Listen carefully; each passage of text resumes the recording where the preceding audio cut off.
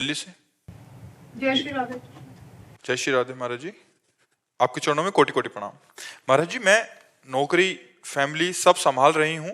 खुद को बहुत बड़ी भक्त तो नहीं कहूंगी, लेकिन कृष्ण मेरे आराध्य हैं। मेरी उम्र 36 वर्ष की हो गई, लेकिन अभी तक अपने जीवन के उद्देश्यों को समझ नहीं पा रही। सब जगह अशांति और उलझने हैं। अगर मेरा रास्ता गलत है तो सही रास्ता क्या है, और अगर मैं सही रास्ते पे हूं तो इतनी उलझन और अशांति क्यों है? तो क्या सही रास्ते में उलझन नहीं होती क्या, अशांति नहीं होती क्या? जितना आप सही रास्ते पे चलेंगे, त्याग और वैराग्य और सहनशीलता उतना ही बढ़ानी पड़ती है। महानता त्याग के ऊपर टिकी हुई है, महानता भोग में नहीं टिकी हुई है। भोगों को शांति नहीं कहते। त्यागात शांति अनंतरम, त्याग में ही शांति की स्थापना है। मतलब हमारा लक्ष्य क्या है? जैसे आध्यात्मिक मार्ग में मैं आगे चलना चाहती हूँ, लेकिन जो लक्ष्य में लेकिन नहीं होता। लक्ष्य में अगर मगर लेकिन नहीं लगना होता। लक्ष्य में लक्ष्य है, उसको हमें पहुंचना है, वहां हमें पहुंचना है, वहां लेकिन शब्द नहीं लगता। इसीलिए आप लड़खड़ा रहे हो, इसीलिए आप अशांत हो। आपका लक्ष्य निश्चित नहीं है। आप लक्ष्य को निश्चित कीजिए। आपकी जीवन शक्ति नष्ट होती चली जा रही, आयु मृत्यु की तरफ पहुंच रही। 36 वर्ष गए, अब 36 सेकंड है कि नहीं पता नहीं। भरोसा 36 सेकंड का भी नहीं है कि हमारा कब कहाँ विश्राम हो जाए। नाम जप करो, पति को भगवान का भाव रखो, परिवार को भगवान की सेवा समझो, नाम जप करते रहो। जीवन का लक्ष्य भगवान की प्राप्ति बनाओ। परिवार सबकी सेवा का फल भगवान की प्राप्ति होनी चाहिए। ऐसे चलो, क्या परेशानी है? किस बात की अशांति है? महाराज जी, परिवार को लेके काफी चीजें ऐसी रहती हैं। देखो संसार में दुख और सुख ये समान रूप से आते रहते हैं, जैसे दिन और रात। सुख आए तो फूलो मत, दुख आए तो भगवान को भूलो मत, क्रॉस कर जाओगी। सुख में तो हर्षित हो गए तो दुख में शोकित होना पड़ेगा। सबको दुख भोगना पड़ता है, तुम ही नहीं हो। जितने बैठे सबसे पूछ लो, सबका जीवन संघर्षमय है। इन फौज के जवानों से पूछो। महाराज जी, मैं भी फौज में ही हूँ, तो घर से दूर ही रहती हूँ। तो अब फिर आपको हमारा पहला शब्द था, त्याग में ही महानता छिपी हुई है। हम इनका संतों जैसा सम्मान करते हैं, क्योंकि जहां तैनात कर दे वहीं जीवन को समर्पित किए हुए हैं। परिवार का राग मिटा करके, अपने शरीर का राग मिटाकर, छाती चौड़ी करके दुश्मनों के सामने जहां भी लगा दिया जाए वहीं तैनात है। वहीं हम इनका बहुत आदर करते हैं, और ये हमारे लिए प्रमाण है इस बात के कि अगर हमको अपने परिवार की सुरक्षा चाहिए, हमको अपने राष्ट्र की सुरक्षा चाहिए, तो हमको त्याग करना पड़ेगा, अपने सुखों का त्याग करना पड़ेगा। फिर अशांति किस बात में? अशांति तब होती है जब हम विरुद्ध चिंतन करते हैं कि काश मैं अपने घर में रहती होती, काश मैं अपने बच्चों के पास। नहीं, विरुद्ध चिंतन नहीं। हमें भगवान ने सौभाग्य दिया राष्ट्र सेवा का। हमारा परिवार, राष्ट्र सम्मानित करेगा परिवार को। जब कोई फौज का जवान शहीद होता है तो हर भारतीय को लगता है कि हमारे परिवार का गया। आप लोगों को पता हो या ना पता हो, हर भारतीय को लगता है कि यार हमारे परिवार का सदस्य गया ये। और किसी न किसी भारतीय का सदस्य तो होता ही है। तो हम नमन करते हैं अपने देश के सैनिकों को, और नमन करते हैं उनको जो संघर्ष करते हुए अपने जीवन को धर्म में चलाते हैं। तो फिर चिंता शोक किस बात की? जब आप आर्मी में हैं, हमारे राष्ट्र सैनिक हैं, तो आपको चिंता किस बात की है? महाराज जी, जैसे मैंने बोला कि कृष्ण मेरे आराध्य हैं, तभी आप बोलते हैं नाम जप करने के लिए, या एक दिनचर्या होती है, या इस तरीके की चीजें होती है, तो हम वो फॉलो नहीं कर पाते। काफी चीजें ऐसी होती है। कभी हम आर्मी के जनों को अगर ठीक से प्रवचन सुना हो, तो कभी हमने आर्मी के जनों को कोई दिनचर्या नहीं दी है। जो मिले, जब मिले, जैसी परिस्थिति हो उसमें राधा राधा बोलो और डट करके अपने जीवन को राष्ट्र सेवा में लगाओ। कोई नियम नहीं। 2500 भारतीय सैनिक शिष्य हैं, कोई उनके लिए नियम नहीं कि आप 11 माला जपो, आप ये जपो। आप जहां हो, भारतीय सेना में, हमारे राष्ट्र सुरक्षा में हो, आपकी गोली ही माला है। आप उसी समय अपने बहादुर भाव से देश रक्षा के लिए डटे रहो, और अंदर से नाम जप करो। जो मिल जाए खाओ, शरीर पोषण करो, राष्ट्र सेवा में समर्पित करो जीवन। चिंता किस बात की है? किस बात की चिंता है? तो महाराज जी, तब लगता है कि सब मुझसे बहुत आगे, मतलब इतने बड़े बड़े भक्त हैं और हम कहीं कुछ नहीं कर पा रहे हैं। क्या कर रहे हैं। अब एक तरफ देखो कि बड़े बड़े भक्तों को, तो राष्ट्र भक्तों को नहीं देखती क्या? राष्ट्र भक्तों का त्याग नहीं देख रहे हो? आप जिस मार्ग में हो उसी मार्ग को पुष्ट करो। राष्ट्र रक्षा के हेतु आपने जीवन अर्पित किया है, तो आप बिल्कुल, भगवान भी आपको देख रहे हैं, सरकार भी हमारी आपको सपोर्ट कर रही, इसलिए आप चिंता मत करो, खूब नाम जप करो और राष्ट्र सेवा में रहो, ठीक है? हेमलता जी, महाराज जी आपके चरणों में कोटि कोटि प्रणाम। महाराज जी, आप कहते हैं कि मनुष्य को अपने कर्म किसी न किसी रूप में भोगने ही पड़ते हैं। प्रभु, यदि अपनी संतान के द्वारा ही अपमान मिले तो संतान को तो कोई अपराध नहीं बनेगा ना? उसका तो नया कर्म बन नहीं रहा है, दुर्गति उसकी तो होगी। अगर अपने माता पिता को दंड दे रहा है तो माता पिता अपने पूर्व कर्म को भोग रहे हैं और वो नया कर्म कर रहा है। अपने माता पिता को धर्म विरुद्ध आचरण करके दुख दे रहा है तो उसकी दुर्गति तो होगी। समझ पा रहे? इसके लिए क्या कर सकते हैं प्रभु? भगवान से प्रार्थना करो कि उसकी बुद्धि शुद्ध हो, नाम जप करके उसको दीजिए, 2 माला 4 माला नाम जप कीजिए और भगवान से प्रार्थना करके उसको दीजिए, उसकी बुद्धि शुद्ध हो जाए तो अपराध काहे को करेगा। प्रभु, वो खुद नाम जप करती है, श्री जी की सेवा भी करती है, बहुत अच्छी है। और मेरी बहन भी है तो वो भी ऐसे ही करती थी, आज वो बहुत दुखी है, तो इसलिए मुझे बहुत डर लगता है उससे। अब नाम जप करें, नाम जप से बुद्धि शुद्ध हो जाएगी, शुद्ध बुद्धि से अपराध नहीं होते, हमको पक्की बात पता है। जब तक नाम जप ठीक से नहीं करोगे तो बुद्धि अपवित्र रहेगी, अपवित्र बुद्धि में दूसरों का अपमान, दूसरों की हिंसा, दूसरों का दुख, ये बना रहता है। माला चलाना कोई खास बात नहीं, भजन करना खास बात है। माला में अंगुली घूम रही है और जबान में नाम जप नहीं चल रहा, मन नहीं लग रहा, तो उसका कोई महत्व थोड़ी, अंगुली चलाने से थोड़ी कोई महत्व है। अंगुली चलाओ या ना चलाओ, तुम्हारा मन भगवान के चिंतन में लगना चाहिए तो परिवर्तन होगा। अब बाहर अंगुली चल रही है, हाथ की क्रिया हो रही है, मन संसार का चिंतन कर रहा है और जबान से आपका नाम नहीं चल रहा, तो व्यर्थ का माला चलाना। केवल माला घूमने से भगवान की प्राप्ति नहीं होती। एक मन का लिया राधा, सामने राधा नाम दिखाई दे रहा, फिर दूसरा राधा राधा, थोड़ा भजन भी बहुत लाभ देगा। ऐसे करके देखो, भजन करने से बुद्धि शुद्ध होती है और शुद्ध बुद्धि में इतनी क्षमता होती है कि वो दूसरों को दुख दे ही नहीं सकता, उसका हृदय इतना कोमल हो जाता है। रविंद्र पाटीदार जी, गुरुदेव राधे राधे, आपके चरणों में कोटि कोटि प्रणाम। महाराज जी, मैं भारत सरकार के रक्षा मंत्रालय में एक वैज्ञानिक पद पर पदस्थ हूँ। महाराज जी, मेरा एक प्रश्न था कि दान किसे कहते हैं, दान लेने और देने योग्य कौन है, ये किस रूप में तन मन देखो, धन सही माने में दान है आवश्यकता की पूर्ति करना। जैसे कोई भूखा आदमी है, उसे भोजन की जरूरत है, अब उसे अन्न दान करो, उसे पवा दो। कोई बीमार आदमी है, उसे औषधि की जरूरत है। कोई सर्दी से कांप रहा है, उसे वस्त्र की जरूरत है। जहां अत्यंत आवश्यकता है और वो असमर्थ है, वहां हम सहयोग, जैसे भूखी गौएं हैं, उनकी व्यवस्था नहीं, उनकी व्यवस्था कर दो। दान का सही तात्पर्य है अत्यंत आवश्यकता की पूर्ति। और दान का पात्र अर्थ का केवल विचार करने की जरूरत है। भूखे को अन्न देने में विचार करने की जरूरत नहीं। कुत्ता भी भूखा हो तो उसको भोजन करा दो, साधु भूखा हो उसको भोजन करा दो, उसमें पात्रता की जरूरत नहीं है। पात्रता रुपया देने में है। हम रुपया देते हैं, शराब पिएगा, ये बेविचार करेगा कि गंदा आचरण करेगा। रुपया में थोड़ा होश में दान करने की जरूरत है। अन्न, वस्त्र, औषधि, जल, इनको तो जहाँ यथा योग्य अवसर मिले पवा दो, उसमें दे, क्योंकि वो, लेकिन रुपया में वो कुमार्गगामी प्रवृत्तियों में रुपया खर्चा होगा तो आपको भी नरक जाना पड़ेगा। इसलिए उसमें फिर पात्र देखते हैं कि हमारे रुपये का यहाँ सदुपयोग होगा कि दुरुपयोग। अगर लग रहा है सांगोपांग सदुपयोग होगा तो फिर कर देना चाहिए। जैसे कानपुर की एक बूढ़ी माई धनाढ्य थी, तो नारदानंद सरस्वती जी के पास नैमिषारण्य में गई और 1 रुपया निकाला और सामने रखा और कहा, प्रभु मैं गरीब आदमी हूँ, सोचती हूँ कि 1 रुपया संत सेवा में लग जाए तो क्या संत सेवा में लग सकता है? उनका हाँ माई।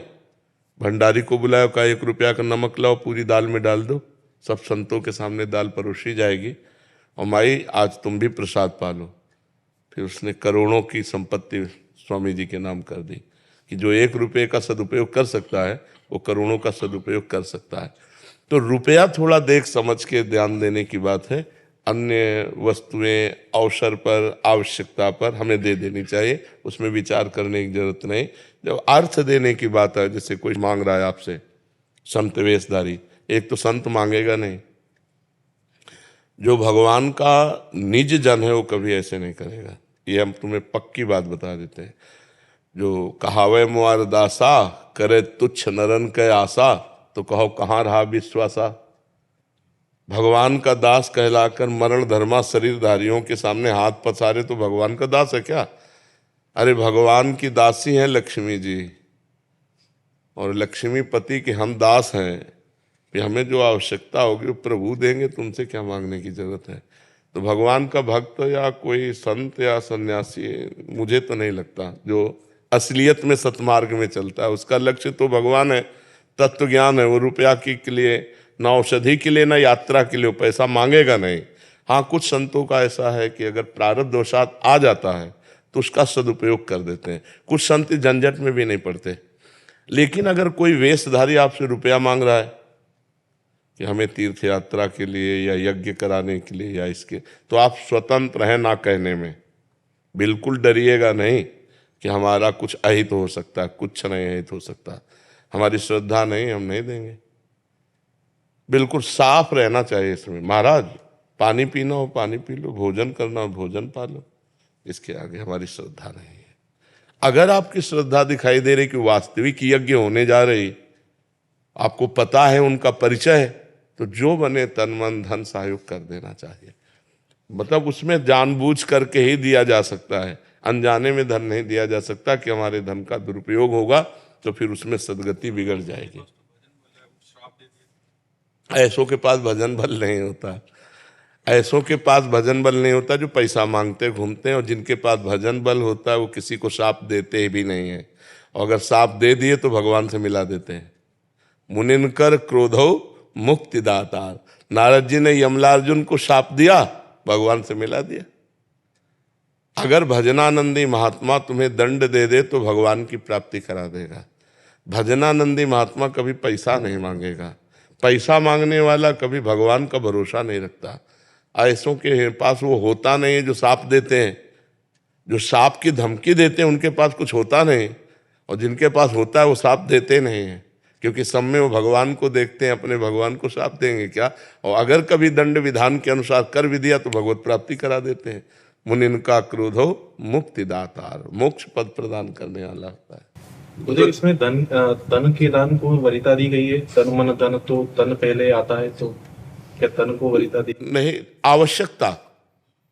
हाँ, अब जैसे कोई गिरा हुआ आदमी पड़ा हुआ है, अब वहां तुम रुपया फेंक के चले जाओ तो वो किसी काम का नहीं। जरूरत है उस समय तुम्हारे तन की। अब कोई आदमी बहुत डिस्टर्ब है, अब उस समय शरीर से पास बैठे रहने की जरूरत नहीं, मानसिकता लगाओ, मन लगाओ कि इसकी ये डिस्टर्ब स्थिति को हम कैसे संभाल सकते हैं, हंसा के, बुला के, खिला के, औषधि से कैसे कैसे। और अब वो जरूरत है औषधि की, तो शरीर और मन से काम नहीं चलेगा, अब धन से काम चलेगा। अब औषधि ला के उसको दो। आवश्यकता क्या है? मेरे तन की समय आवश्यकता है, या मन की आवश्यकता है, या धन की आवश्यकता है? तीनों को देखा जाएगा। तीनों अपनी जगह समान है, अपनी जगह आवश्यकता के अनुसार तीनों बराबर है, तन मन धन। कबीर दास जी न्यूजीलैंड से। हाँ, राधा। महाराज जी ये कह रहे हैं कि इनको भोजन की इच्छा ध्यान से हटा देती है। ये मतलब जब खाना शुरू करते हैं तो फिर लगता है और आन दे। नहीं, गलत भोजन मत करो। कोई गलत भोजन तो नहीं करते। महाराज ये बोल रहे हैं कि do not eat anything wrong. I eat sattvic Ayurveda. ये कह रहे हैं कि सात्विक भोजन खाते हैं। हाँ, सात्विक भोजन, और उसमें भी आधा पेट भोजन पाइएगा। जबान को रोकिएगा, आधा पेट भोजन पाइएगा। Eat half the stomach, equivalent to half the stomach. Please have control on your diet. That's like I know the rules for good diet, good sattvic food, but not sure why I'm the same mistake, even though I know. ये कह रहे हैं मेरे से गलती हो रही है, मैं जानना चाहता हूँ। अगर योग में चलना है तो भोजन का सुधार करना होगा। सात्विक भोजन में रोटी, दाल, सब्जी, और वो भी अपने भरपेट पाने की क्षमता को जान ले कि हम 6 रोटी में हमारा पेट भर जाता है तो हम 3 रोटी खाएंगे, और आधा लीटर पानी, 1 लीटर पानी, और उसके ऊपर वायु तीनों चीजें चाहिए ना, अन्न जल वायु, तीनों के द्वारा हमारे प्राणों का पोषण होता है। तो अगर हमारा पेट 6 रोटी में भर जाता है तो हम 3 रोटी खाएं शेष जल के लिए, और उतना जल पिए कि वायु लेने में, श्वास लेने में हमें भारी ना लगे, और भोजन पाके तुरंत हम आसन में बैठ जाएं, ऐसी हमारी क्षमता हो जी। You should eat to equivalent to half the capacity of your stomach. If the capacity of a stomach is equivalent to 6 rotis, you should have 3, and then you should have layer of water and layer of air. You should leave capacity within your stomach so that it can absorb everything, and then you should dedicate yourself to dhyan. समझ पाए? Understand? You understood? Understood. Please. I've already tried follow. हाँ, अभ्यास। ये rules जानता हूं, मैं अभ्यास करूंगा उसका। हाँ, आसन पे बैठना जानते हो? पद्मासन या siddhasana? Do you know to sit on asan, padmasan or siddhasan? Yeah, when having bhojan. So, कौन सा आसन जानते हो? पद्मासन लगाओ।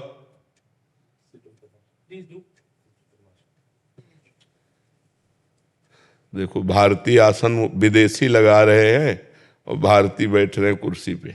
बैठो। ऊपर चढ़ा दिया। हाँ, नीचे वाला ऊपर चढ़ा। ये सिद्धासन की तरफ है, लेकिन पूरा सिद्धासन भी नहीं। पद्मासन एक बार लगा सकते हो? Can you do padmasan? full lotus? Pardon me? Is that full lotus? कमलासन। Lotus, that's right. उसे बहुत अच्छा साधक है। करेक्ट, बढ़िया है। आप बहुत अच्छे हो। You're very nice. बस आहार सुधार लो, ब्रह्मचर्य। Improve your diet and follow brahmacharya. Brahmacharya. Yeah, brahmacharya. No girlfriend. Only God, girlfriend. Only God, भगवान गर्लफ्रेंड है। बहुत सुंदर, बहुत सुंदर, Very nice. बहुत सुंदर। अच्छा जीवन है।